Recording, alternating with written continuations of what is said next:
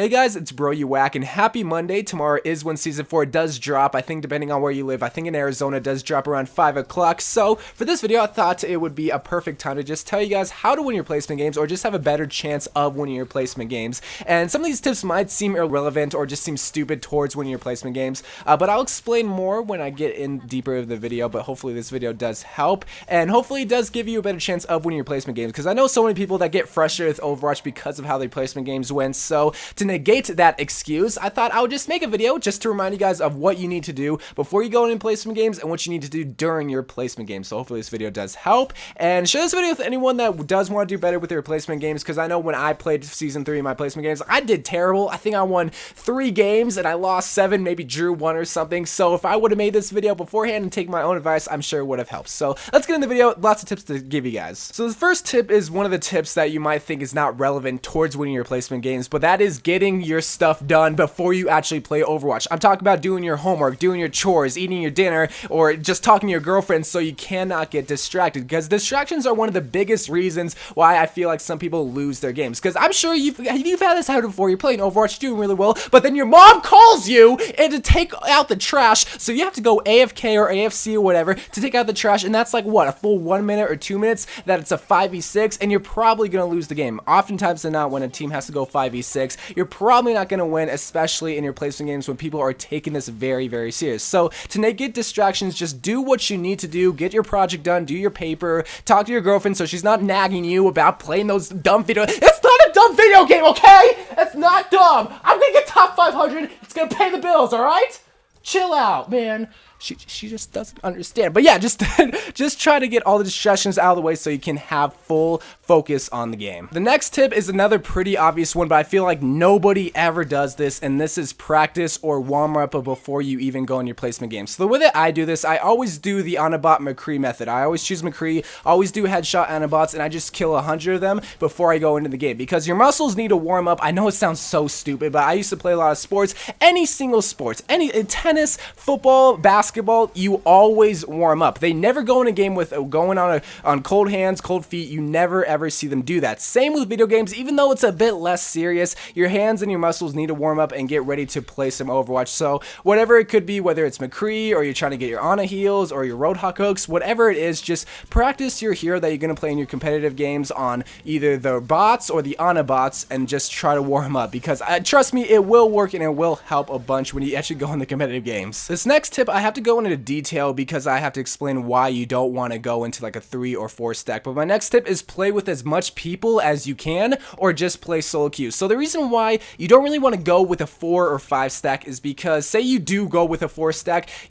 I don't want to say you're most likely going to get paired up against a 6 stack, but that 6 stack is going to have a full advantage of you, because more than likely they're all communicating, and communication is key when you go in competitive Overwatch. So if you're all split up, if you have a 4 stack and then 2 people aren't in game chat or talking with you guys, you're going to be at a big disadvantage against that 6 stack. So solo queue, it's one of those things, like a lot of people like to dog on and say, oh my god, I played solo queue and I got to play solo, but more than likely you're going to get paired up with people that are also solo queue and that are also talking in game chats, and you're more than likely going to get paired up with people that are around your rank. And a lot of people say, oh, whenever you solo queue you get paired up with bad teammates. Well, then that's why I say either go with a 6 stack, go with a duo stack, or just go solo queue, but never try to go with a 3, 4, or 5 stack, because more than likely you're going to get paired up against a 6 stack who's all communicating, and you're just going to be at a big disadvantage. So it's a little kind of weird tip, but like I said, that just going against a 6 stack is what you're trying to avoid. It's always helpful to have more the merrier of teammates, but if you're going against a 6 stack, it's just not going to work out that well. Now the next tip, I'm definitely going to have to go into details, because some people are going to think like, oh, I'm supporting attack Widowmakers or attack Bastions.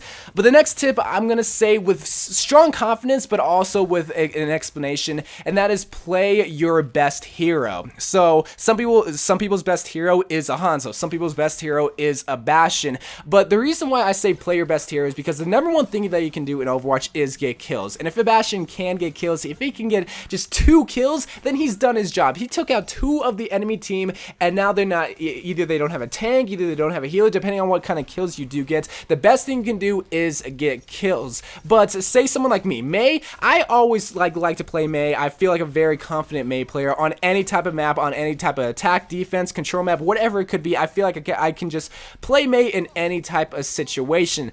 But the thing is, sometimes you do need a healer, and this is where my explanation does come in, because yeah, your best hero might be a Mei or a Hanzo or a Bastion, but if the team really needs a Lucio or really needs a Mercy or Ana or just some sort of like healer, or maybe even a Take or a Reinhardt, then you might have to bite the bullet, even though you're not that great with that hero. I'm not that great of a Lucio, but I know I'm pretty like confident if the team is good with DPS, then I can probably do a decent job as Lucio. He's not the hardest hero to play nonetheless, but sometimes you might have to bite the bullet. But like I said, if your best hero is someone like me, like Mei, and you can't get the kills, that is the biggest variable right there, is if you can get kills. Because if you're not getting kills, then you're the problem right there. And I would admit that for me, if I pick Mei on attack on Watch Point Gibraltar and I'm not getting the kills, I'm the problem. I could have gone healer, I could have gone Roadhog, or I could have gone somebody literally other than attack Mei and getting the kills. But since I didn't, I'm the problem right there. So you just have to know the situation. Sometimes a pick like Hanzo on attack is good if you're getting the picks, because the enemy team doesn't know what to do, because they're not really built around this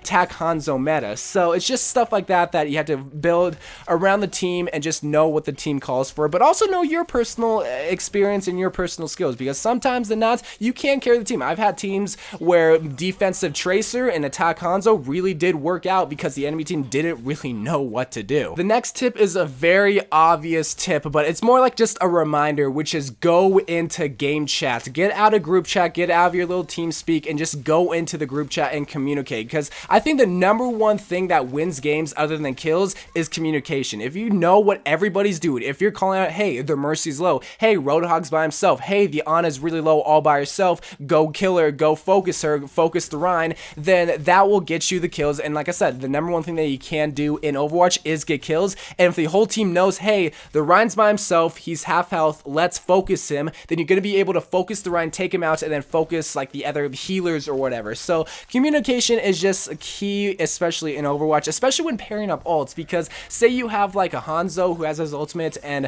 a Zarya that has her ultimate. The biggest pair that you can do, a Zarya ultimate paired up with Hanzo's dragons, bruh, it's gonna get lots of kills. Or maybe even a Tracer pulse bomb paired up with a Zarya ultimate, it's just gonna get a lot of kills. But you wouldn't be able to do that if you weren't communicating. Now obviously there is the communication wheel, like, hey, my ultimate is ready, if it comes down to it, because I know not everybody has a mic. I'm surprised, because every Xbox comes with a mic, every PlayStation 4 comes with a mic. PC is a little different story, you do have to buy a mic with that, but most people who spend hundreds of dollars on a PC, it was spending $20 on a mic, I don't think would be the worst thing in the world. So just communicating would be the best thing. But again, there is that wheel where you can't say, hey, my ultimate is ready, Tracer, get ready to get your ultimate ready, and then boom, you can get the ultimate paired up and just get a bunch of kills. So communication, I feel like, wins games in Overwatch, but so do kills. But you can't get kills unless you're communicating. It just is, especially on a console now, there's a button that you can press to go into game chat. So I really don't think there's any excuse, other than if you can't afford a mic, then okay, then I can totally understand that. Now everybody's blessed to be able to afford a mic, but if you do have a mic, communicate, man. Come on, man. Now this next tip is just more like a reminder and more than just a tip, but it's just to stay positive. I know this video is titled how to win your placement games, but in all reality, it's going to be very hard to win every single 10 placement games. So you might lose one, you might lose two, because there was an attack Hanzo that weren't getting the picks, or maybe the Lucio was just speed boosting. You're gonna have those games, trust me. But again, you're playing your placement games probably right when it drops. More than likely, people are gonna be taking it serious, people are gonna be communicating, and you just might lose because the enemy team is just better. They might have better aim, and that's okay. Just remember to stay positive, try not to tilt. Every YouTuber literally says that, don't tilt, don't stay negative. But again, they even do it sometimes too. I do it sometimes too, and I have to take my own advice. But just remember, stay positive. You might lose a game, but just move on to the next one. It's in the past. Forget about the past. Move on to the future, baby! And the final one, the final tip that I can give you is know when to quit. If you're on a 5-game losing streak and you haven't won a single game, maybe you're just having an off day, maybe you just need to wait the next day, because I've had games where literally I cannot win the game. I turn off my Xbox and then I just wait the next day, and I'm literally killing everybody. So you might need to just know when to quit. My rule of thumb is maybe play 5 placement games. If you definitely haven't won a single game, definitely quit, but definitely try to just wait it out. Maybe wait an hour, or maybe just wait the next day. Placement games aren't going going anywhere, all right? You have nothing to worry about. Just know when to quit because you might not be in the right mindset to be playing your placement games. And those are just some quick tips on how to win your placement games and just have a better chance of winning them. Because like I said, a lot of people are going to say, oh, my placement games were terrible. Well, did you do everything? Did you practice? Did you play your best hero? Did you communicate? If you did all that, then sometimes it is just bad teammates. Now, try not to blame them too much because there always is room for improvement. Maybe you just didn't play your best, and you can always just improve your aim, improve your hero skills, just everything like that, and hopefully just try to do everything on this video. So I love you guys. Thank you guys for watching. Share this video with anyone that is trying to win their placement games and just have a better chance of winning them. I love you guys, and bye.